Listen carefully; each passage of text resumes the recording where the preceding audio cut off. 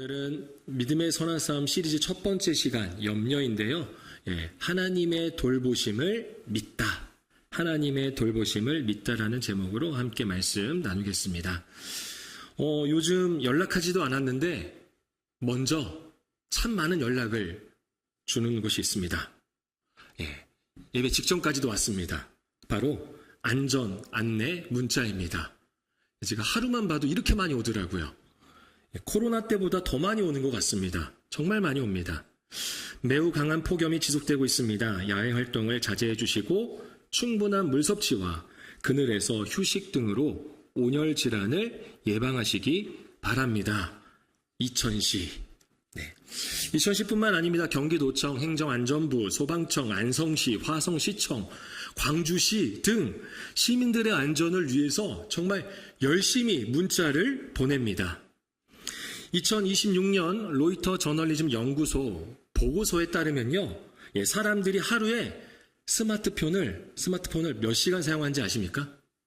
평균적으로 스마트폰을 하루에 몇 시간 사용할까요? 조사를 했더니 하루에 4-5시간 한다고 합니다. 4-5시간. 많이 하는 거죠. 그러니 이렇게 많이 오는 안내 문자나 뉴스 속보를 모두가 보게 된다라는 거예요. 그리고 알게 되는 거죠. 또 이러한 메시지는 좋은 소식보다는 불편하거나 염려가 될 만한 그러한 내용들이 많습니다.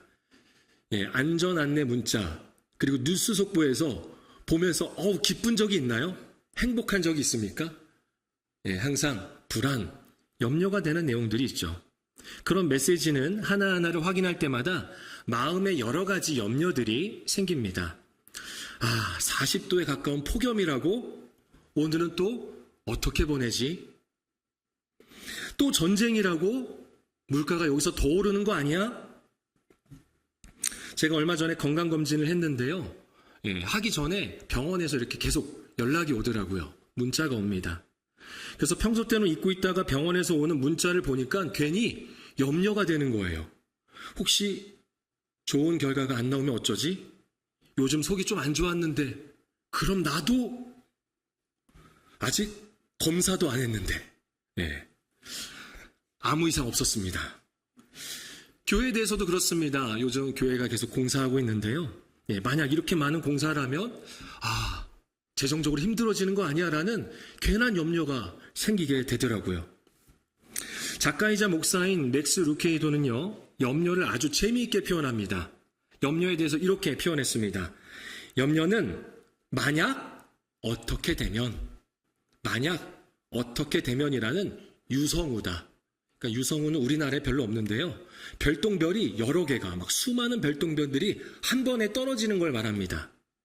그러니까 염려는 수많은 별똥별들이 떨어지는 만약의 경우라는 거예요. 만약의 경우. 그러면서 이런 설명을 합니다. 자신의 아이를 빗대어서 아마 설명한 것 같습니다. 아이가 치아 교정을 해야 되는데 걱정을 했어요. 어떤 걱정을 할까요? 아이가 치아 교정을 해야 돼요. 어떤 걱정을 하죠? 이거부터 걱정해야 되는 거 아닙니까? 돈이죠, 돈. 치과 돈 많이 들잖아요. 그래서 치아 교정을 해야 되는데 비용이 많이 들면 어떡하지? 라는 걱정을 했습니다. 그런데 생각이 이어집니다. 교정을 못하면 친구들에게 놀림을 받을 텐데, 놀림을 받으면 자신감을 잃을 텐데, 자신감을 잃으면 취직을 못할 텐데, 취직을 못하면 결혼도 못할 텐데, 그렇게 되면 결국 길거리에 나앉게 될 텐데 라는 걱정까지 합니다. 아직 치과는 예약도 하지 않았는데 마음속에서는 이미 아이의 인생을 끝장냈습니다. 염려는 이런 힘이 있습니다. 아직 일어나지 않은 일을 현재처럼 경험하게 합니다. 그런데 우리는 흔히 염려를 책임감이라고 생각합니다. 염려를 책임감이라고 생각해요. 그래서 많이 걱정할수록 가족을 사랑하는 것이고 또 많이 걱정할수록 자신의 일을 진지하게 생각하는 것으로 여긴다는 거죠. 그러나 책임과 염려는 완전히 다릅니다. 책임은 오늘 해야 할 일을 하게 합니다. 오늘 내가 해야 할 일을 하게 합니다. 반면 염려는 아직 오지 않은 내일을 오늘로 끌어옵니다. 책임은 문제를 향한 한 발걸음이라고 생각한다면 염려는 같은 자리를 계속 반복적으로 같은 생각을 하면서 반복적으로 돌게 한다는 거죠.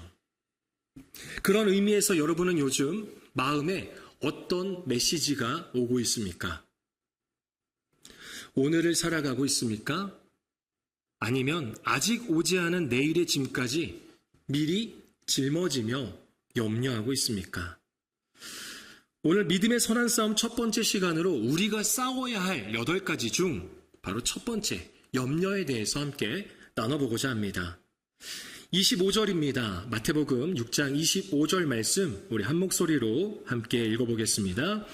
그러므로 내가 너희에게 이르노니 목숨을 위하여 무엇을 먹을까, 무엇을 마실까, 몸을 위하여 무엇을 입을까 염려하지 말라. 목숨이 음식보다 중하지 아니하며. 아멘. 예수님께서 말씀하신 먹는 문제와 입는 문제는 사실 사소한 문제가 아닙니다. 굉장히 중요하죠. 먹고 입는 것을 안 하는 사람이 없습니다. 안 할 수가 없어요.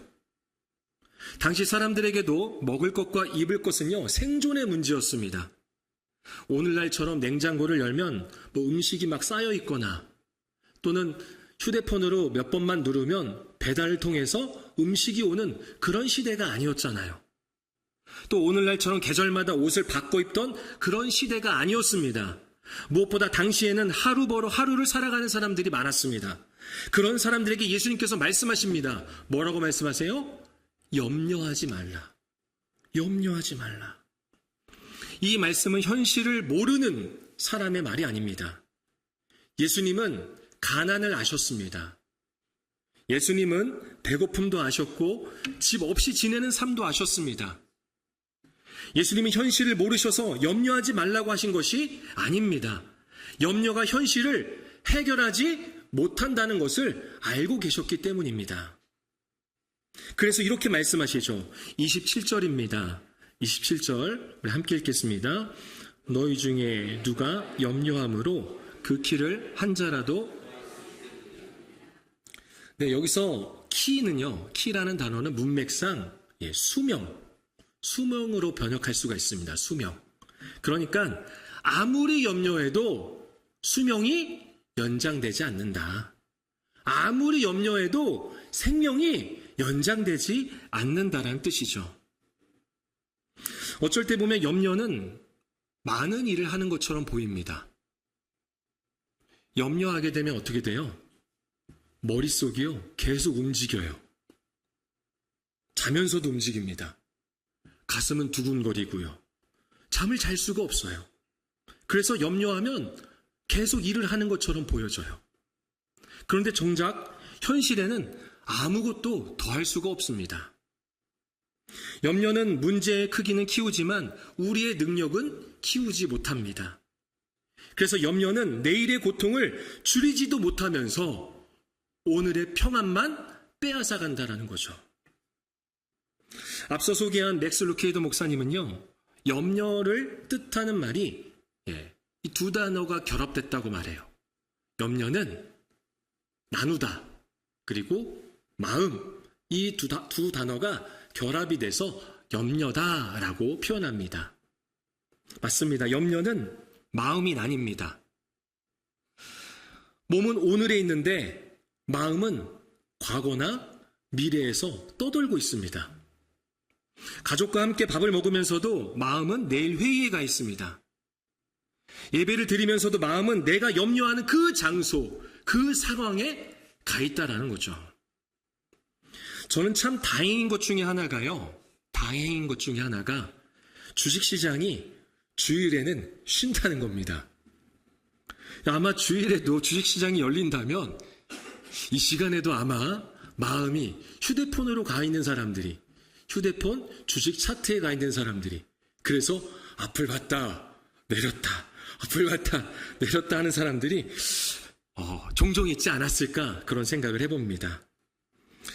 존 파이퍼 목사님은 모두가 자신의 믿음 없음과 싸우고 있다 해서 염려를 하나님의 장래 약속을 신뢰하는 문제, 다시 말해서 하나님께서 우리의 내일, 우리의 미래를 책임져 주시는데, 그것을 약속해 주셨는데 그것을 신뢰하지 못하는 문제로 바라보고 있습니다. 그러니까 염려는 단순히 그 순간만 염려하는 게 아니에요. 염려한다고 그 잠깐 순간이 아닙니다. 계속 이어지죠. 그래서 앞으로도 하나님이 나를 돌보실 것인가? 여러분, 하나님이 나를 돌보십니까? 안 돌보십니까? 앞으로도 돌보세요? 안 돌보세요? 지금까지 돌보셨어요? 안 돌보셨어요? 돌보셨는데, 그리고 앞으로도 돌보실 것을 아는데 염려는 그거에 대한 불신을 갖게 한다는 거예요. 과연 돌보실까? 제대로 돌보실까? 라는 거죠. 그렇게 염려는 나의 내일도 하나님께서 돌보실 것이라는 그것에 대한 불신을 갖게 합니다. 이처럼 염려는 우리의 오늘을 빼앗습니다. 이어서 26절과 28절인데요. 우리 먼저 26절 말씀, 26절 함께 읽어보도록 하겠습니다. 공중의 새를 보라, 심지도 않고 거두지도 않고 창고에 모아 들이지도 아니하되 너희 하늘 아버지께서 기르시나니 너희는 이것들보다 귀하지 아니하냐. 아멘. 우리 이어서 28절도 함께 읽겠습니다. 또 너희가 어찌 의복을 위하여 염려하느냐. 들의 백합화가 어떻게 자라는가 생각하여 보라. 수고도 아니하고 길쌈도 아니하느니라. 아멘. 예수님은 염려하는 제자들에게 길게 설명하지 않으십니다. 보라, 생각하여 봐라 라고 말씀하시죠. 새를 보고 꽃을 보라고 말씀하십니다. 여러분, 염려할 때 우리의 시선은요, 우리의 시야는 좁아집니다. 염려를 하면 그렇게 돼요. 하나의 문제만 보게 됩니다. 그래서 통장에 잔액만 보이고 검사 결과만 보이고 자녀의 문제만 보입니다. 좋은 관계에 있는 여러 사람보다 불편한 한 사람만 보게 됩니다. 그래서 예수님은 시선을 돌리십니다. 공중의 새를 보라.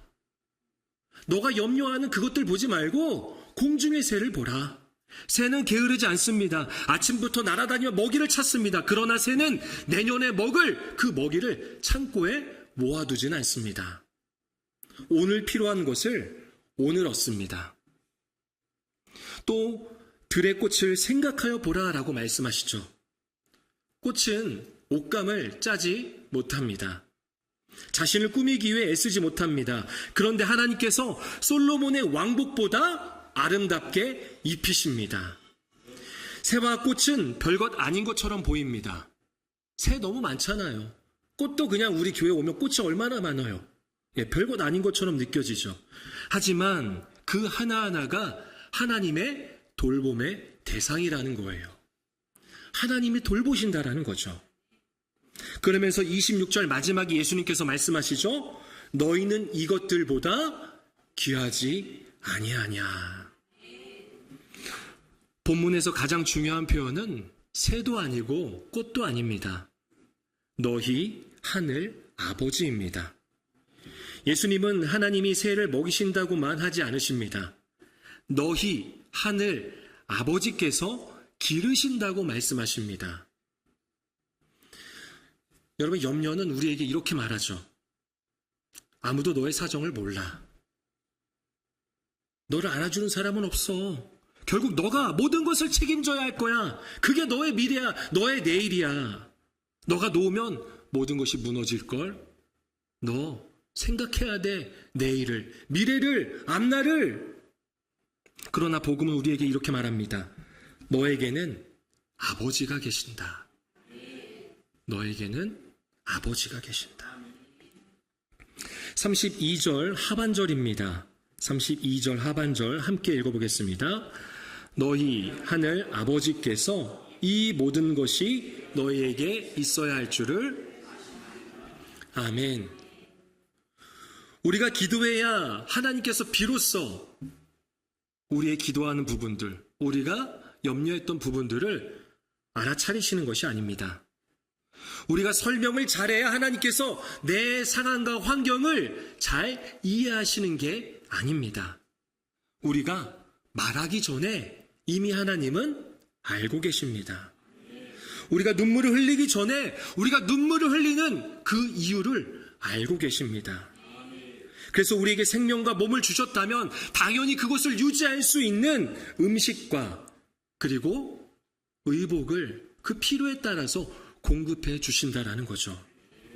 우리의 필요를 하나님 아버지께서는 이미 알고 계십니다. 그러나 여기서 오해하면 안 됩니다. 하나님의 돌보심은 우리가 원하는 일이 우리가 원하는 때에 이루어진다는 것이 아닙니다. 새에게도 추운 날이 있습니다. 꽃도 결국 어떻게 돼요? 예, 감사합니다.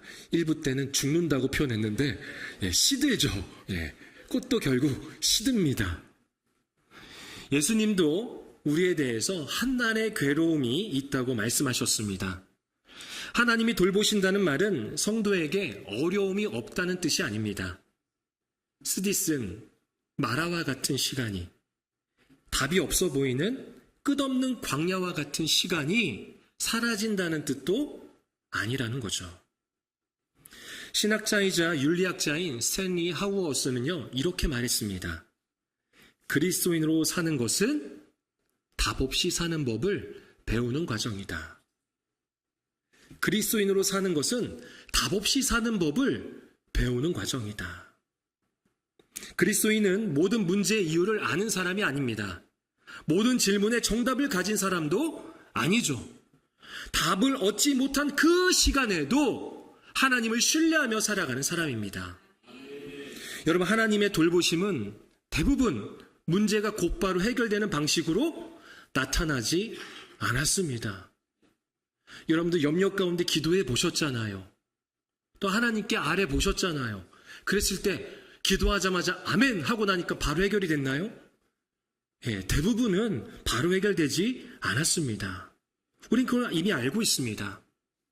하지만 하나님께서는 어떤 때에는 문제를 없애주셨습니다. 또 어떤 때에는 견딜 힘을 주시기도 합니다. 또 어떤 때에는 사람을 보내주시기도 하고요. 또 어떤 때에는 치료의 길을 열어주시고, 어떤 때에는 눈물 속에도 사람을 사랑할 수 있는 힘을 주시기도 합니다. 그리고 마지막에는 죽음까지도 넘어서는 부활로 우리를 돌보십니다. 여러분, 우리는 모든 이유를 알지 못합니다. 알 수도 없어요. 답을 낼 수가 없다라는 거죠. 그러나 누가 우리를 붙들고 계시는지는 알고 있습니다. 바로 하나님 아버지시죠. 하나님 아버지께서는 우리의 필요를 이미 알고 계십니다. 비록 우리의 삶에 문제가 있고 쓰디쓴 고통이 있으며 답이 없어 보이는 상황일지라도 아버지 되신 하나님은 우리를 돌보고 계십니다. 그러니 문제와 상황에 대해 답을 내려고 너무 염려하지 마십시오. 나의 필요를 채우기 위해 염려하지 마시길 바랍니다. 아버지 되신 하나님은 우리의 필요를 이미 아십니다. 이어서 33절입니다. 33절 우리 함께 읽겠습니다. 너희는 먼저 그리하면 이 모든 것을. 아멘. 예수님은 아무것도 하지 말고 기다려봐, 좀 멈춰 있어, 그냥 내가 할 때까지 기다려 라고 말씀하지 않으십니다. 이렇게 말씀하시죠. 먼저 그의 나라와 그의 의를 구하라.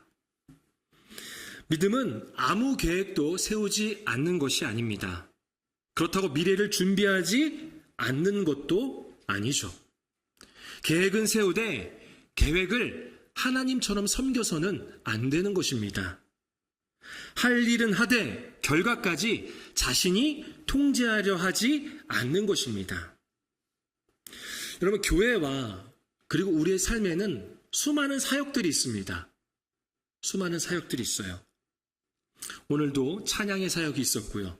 또 식당, 차량 봉사, 재정, 새가족, 안내, 헌금위원, 또 이 자리를 청소하시는 분들도 계시죠. 청소. 또 제가 지금 하고 있는 설교도 사역이죠.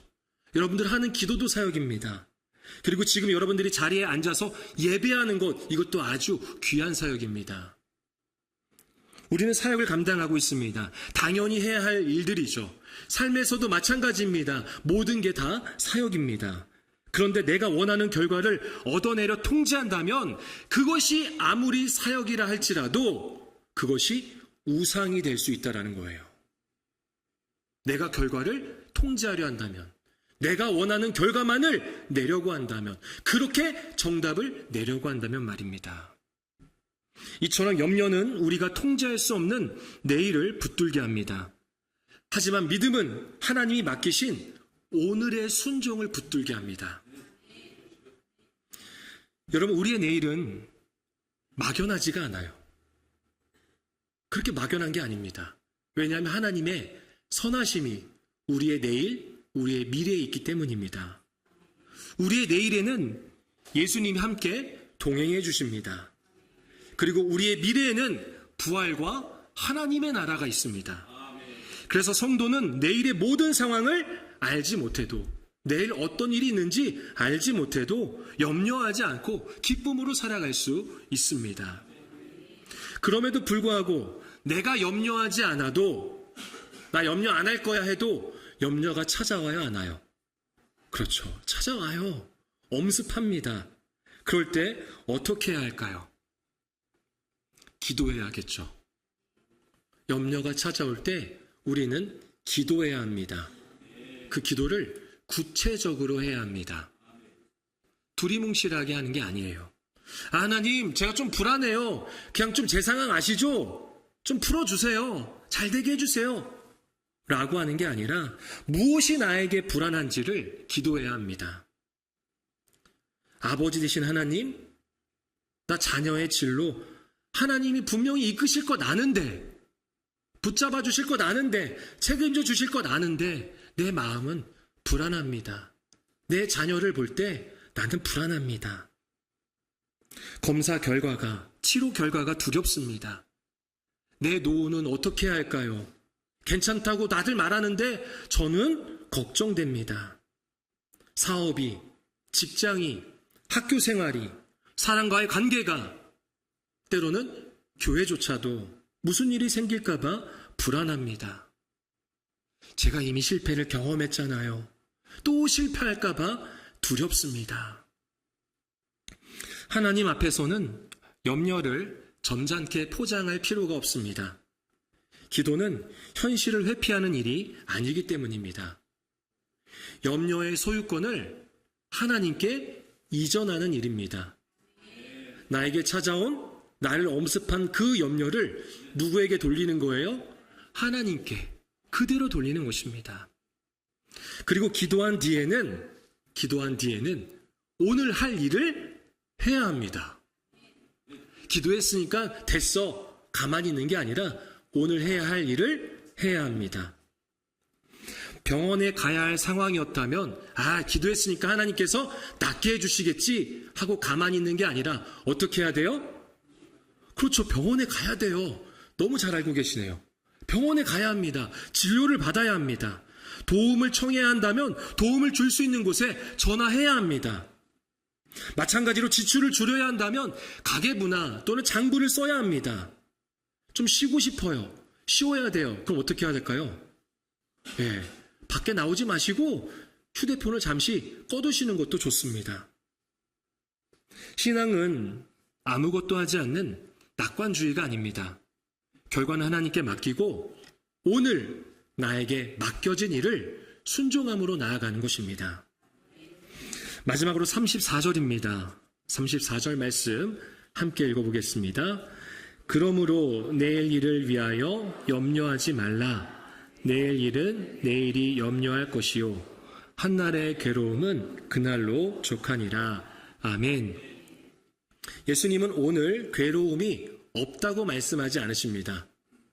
오늘 괴로움 없을 거야. 내가 함께하니까 이제 괴로움 없어. 이렇게 말씀하지 않으셨어요. 다만 오늘의 괴로움에 내일의 괴로움을 끌어와서 더하지 말라고 말씀하십니다. 오늘의 짐은 오늘의 은혜와 함께 주어집니다. 그렇다면 내일의 짐은 내일의 은혜와 함께 찾아오는 거예요. 하나님의 돌보심을 믿는 사람은 내일을 무시하지 않습니다. 그러나 내일 때문에 오늘을 잃어버리지도 않습니다. 내일의 염려를 오늘 하지 말고 하나님 아버지의 돌보심을 믿고 오늘 맡기신 일에 순종함으로 나아가기를 소망합니다. 말씀을 맺겠습니다. 요즘 여러분의 마음에 어떤 메시지가 자주 오고 있습니까? 오늘의 짐을 지고 있습니까? 아니면 아직 오지도 않은 내일의 짐까지 미리 짊어지고 있습니까? 예수님은 우리에게 아무 문제도 없을 것이라고 말씀하지 않으셨습니다. 새에게도 비바람이 있고 꽃도 시드는 날이 있으며 우리에게도 하루의 괴로움이 있다고 말씀하십니다. 그러나 예수님은 더 분명한 것을 약속하셨죠. 너희 하늘 아버지께서 하신다. 너희는 새보다 귀하다. 하나님께서 너희를 입히신다. 아버지 되신 하나님께서 너희의 필요를 더하여 주신다. 여러분, 염려는 우리에게 이렇게 말합니다. 너가 붙들지 않으면 모든 게 무너질 거야. 너 내일 어떻게 할래? 너 미래 어떻게 할래? 너 앞날 그렇게 살다간 안 돼. 그러나 복음은 우리에게 이렇게 말합니다. 너가 모든 것을 붙들고 있는 것이 아니라 아버지 되신 하나님께서 너를 붙들고 계신다. 내일이 오기 전에도 하나님은 이미 그곳에 계십니다. 그리고 우리는 모든 답을 얻은 뒤에 평안해지는 사람이 아니라 답을 알지 못해도 또 답을 얻지 못해도 하나님 아버지의 돌보심을 믿으며 오늘을 사는 사람입니다. 오늘 나는 아직 오지 않은 내일을 붙들겠습니까? 아니면 나를 먼저 붙들고 계시는 아버지의 손을 믿으시겠습니까? 나를 나보다 더 잘 아시며 나의 앞날까지 다 아시는, 그리고 나와 함께 하시는, 나의 필요를 공급해 주시는 그 하나님을 붙들고 오늘을 살아가는 저와 여러분이 되기를 소망합니다.